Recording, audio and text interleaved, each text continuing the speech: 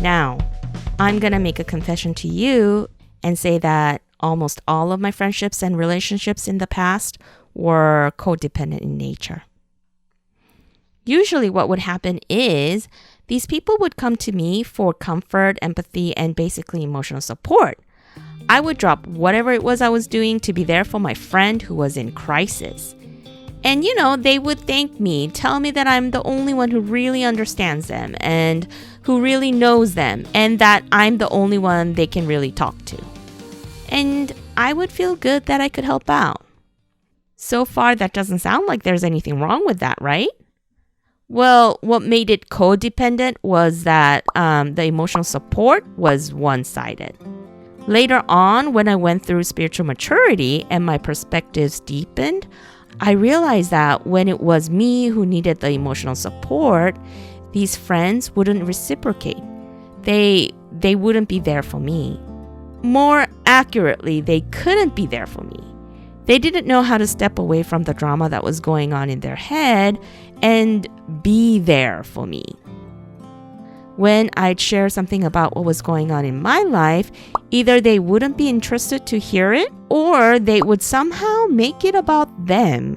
And so I would end up comforting them? Do you know what I mean?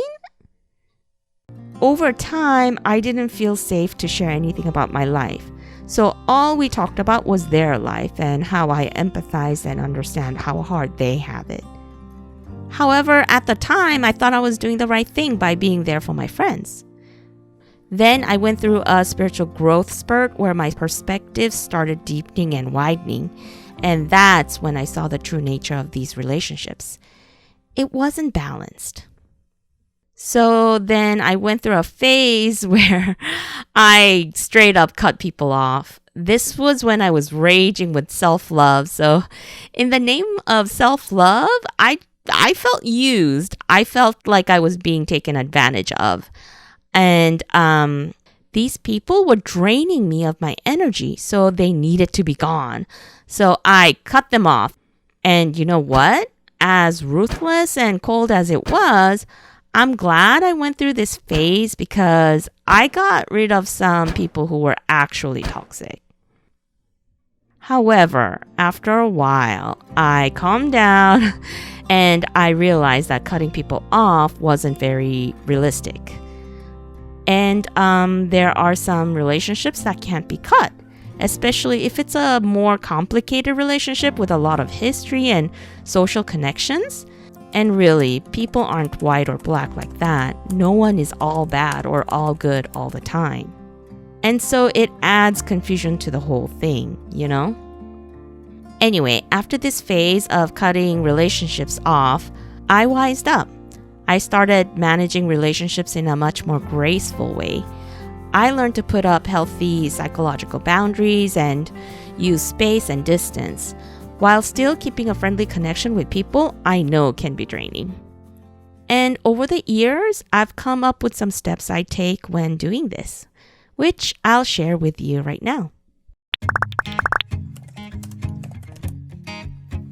Number 1, I learned to spot when they're about to drain me of my energy.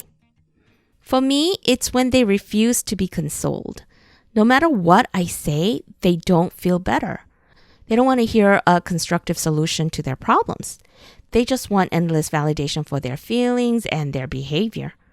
Now, if this is something they do once in a while to let off steam, that's fine. That's okay.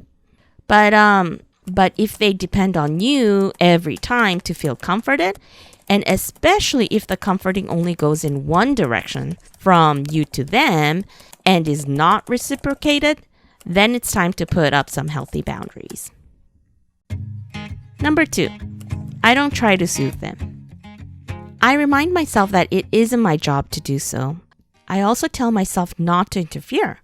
You see, this is their chance to develop self-soothing skills, and if I step in and comfort them, they won't have the chance to develop this skill. If they can't get the validation or reassurance from me, then they'll have no choice but to find comfort inside themselves. So instead of comforting them, I mostly give them neutral responses, such as, okay, so do you know what you want to do? and so on. Number 3, learn to leave. The trick is to learn to leave without feeling guilty or bad. Silently, in your mind, give them a limited time, like 10 minutes. After that allotted time, leave instead of listening to them go on and then feeling drained afterwards. In an unbalanced dynamic, I learned that you have to be the one looking out for yourself because your friend won't look after you or even know how to do so. So you have to be the one who speaks up. Practice saying, "Look, I have to go." Number 4, after the interaction, assure yourself that spirit is with them as spirit is with you. And what they're experiencing is something that they need to be experiencing for their highest good. Tell yourself not to play God. It's hard letting your loved ones go through something tough, and I know it feels like you can help. But sometimes not interfering is the best help you can give. Number 5, if and only when you feel safe, talk to them honestly, but in a controlled way. I don't use blaming words like, "You make me feel like this," or "You do this all the time," or whatever, because that only creates drama, and drama drains my energy. So instead, I talk to them about how my experience was like, trying to keep it as neutral as possible and as factual as possible. If they love you, then they'll want to hear it. Number 6, if you do decide to speak to them, expect them not to understand. But it's important to speak your mind anyways instead of suppressing it, even if it feels easier not to say anything. You can't have a chance at creating a balanced relationship if you don't speak your mind. So the way I approach the conversation is, I don't focus on making them understand me because that could be a frustrating pursuit. Instead, I focus on speaking my mind and just doing my part. I think of it as speaking to the ethers of their subconscious. One day when they're ready, what I say might rise to the surface of their mind and they might understand it then. But, that's up to them and their journey. Number 7, create distance with the ones that are narcissistic or toxic. I used to feel guilty about it, but now I don't.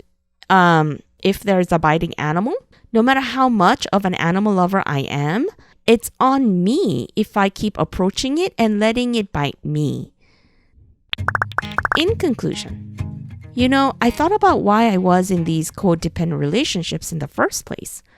I mean, what was my part in creating these dynamics? Ultimately, I think it was because I had an overdeveloped empathy. I was and am still hypersensitive and intuitive, and I felt that we were all united and are one. I wasn't good at sensing the difference between myself and others.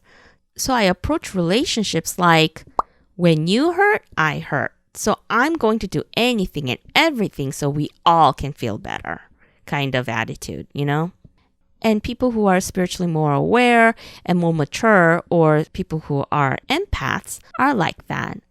A lot of us might feel like we were thrown into this world where the differences in people are so vast. We don't feel the separation between people as acutely as some people do, so putting a boundary doesn't come naturally to us. Lending an ear, empathizing, and comforting without expecting anything in return feels more like us, It's a real problem, a common problem among those who are spiritually awakened.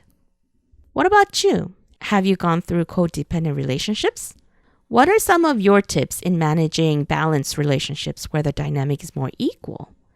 I'd really love to know so I can add to my mental bank as well. As always, thanks for watching, and until next time. Regards, Ray.